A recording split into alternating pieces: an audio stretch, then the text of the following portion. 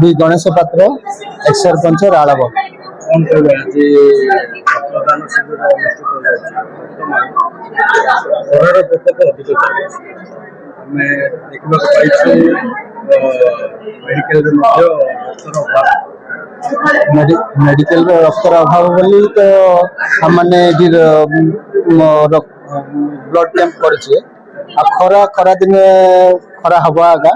तेणुक समस्त सकाल सकाल आरंभ भी होती भल ग्रोथ भी होती। हाँ हाँ लोके बहुत लोक निज इच्छा आम गोपालपुर निर्वाचन मंडल प्राय लोक आसी स्वेच्छा रक्तदान कर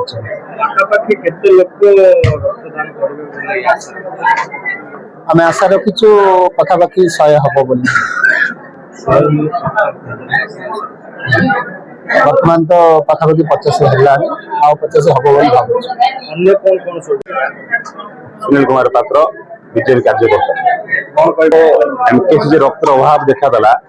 से अटल सेना को आमर मंत्री वाणिज्य परिवहन मंत्री आदेश देले जे ब्लड कैंप करी जहाँ आवश्यकता मुताबक एमकेसी ब्लड दरकार अच्छी पूर्ण करा जाउछि। तो यह युवक मान को युवक मान देले निजे फास्ट सुस्थ हम अन्य को जीवन बंची दे पारे समस्त को मु माने समस्त कहूँ आसतु ब्लड दिंतु निजर जीवन सुरक्षित रखु अन्य जीवन बंचातु। प्रधानमंत्री 75तम जन्म जयंती अवसर अटल सेना पक्ष पाखापाखि 75 यूनिट ब्लड संग्रह करने टार्गेट देखो आज्ञा अटल सेना पक्ष 75 ना आम टार्गेट 750 करने नेक्स्ट टाइम जो 750 हम अटल सेना पक्ष गोपालपुर रे ब्लड कैंप हम कैंसर पेसेंट को 10 गोटे किट रे 10,000 टका जने खर्च कर पार गोटे मंत्री कथबार्ता कर आंध्र महात्मा गांधी कैंसर हॉस्पिटल सहित सी आसो 200 जन ट्रिटमेंट हम जोटा कि फ्री रे 200 जन ट्रिटमेंट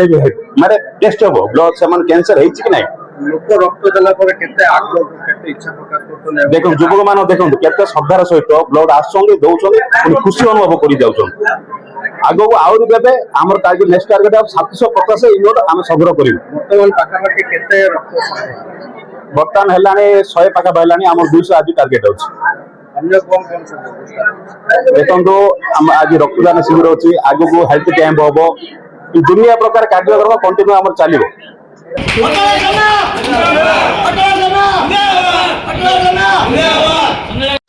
गंजाम जिला रंगेलुंडा ब्लॉक अंतर्गत राळब ठारे अटल सेना पक्षरु युवक भाई मानक द्वारा एक रक्तदान शिविर आयोजन करा जायथिला।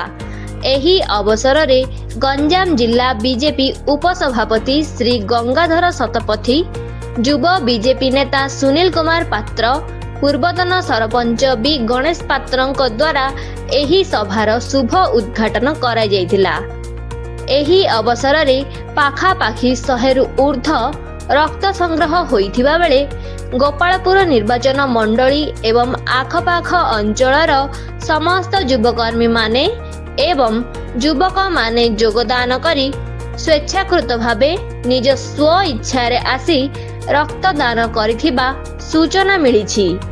एही अवसर रे अटल युव बाहिनीर समस्त सदस्यंक सह रंगीपुर पंचायतर समस्त भारतीय जनता पार्टीर नेताकर्मी माने जोग देइथिले। एथि सह गंगाधर शतपथी, सुनील कुमार पात्र, बी गणेश पात्र, शंभुशेखर मिश्र, गुरुनाथ खुंटिया, कविराज खुंटिया, गोपीनाथ महाराणांक समेत बहु युवक माने योगदान करी एही कार्यक्रमटी को सुरुखुरु रे परिचालना करिथिले। Deepak Kumar पंडांक report, times Odia. ब्रजमोहन नायक एमएलए ब्लॉक प्रतिनिधि कौन कहबे आज अटल सेना पक्ष रक्तदान शिविर अनुष्ठित आज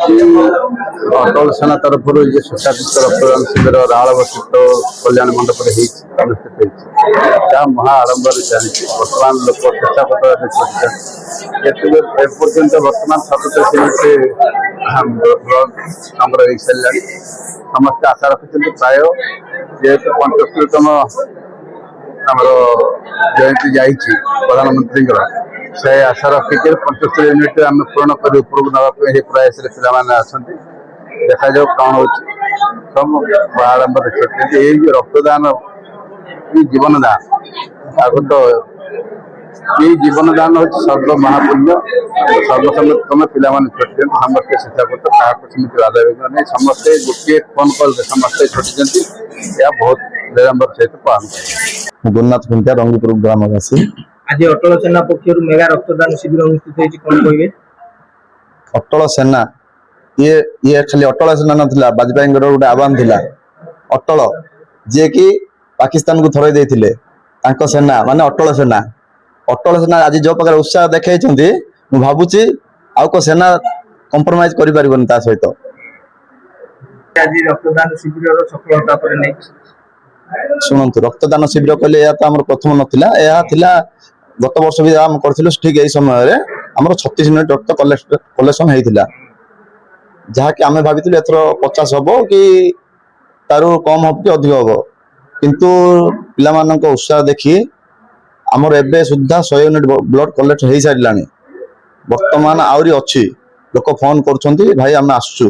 सेति पे मु मेडिकल टीम को भी दानो एत जनाउछि कृतज्ञता जनाउछि कि सेमाने उपस्थित अछंती एई पर्यंत युवपीढ़ी को कौन वार्ता देबे युवपीढ़ी को मु ए वार्ता देबी जे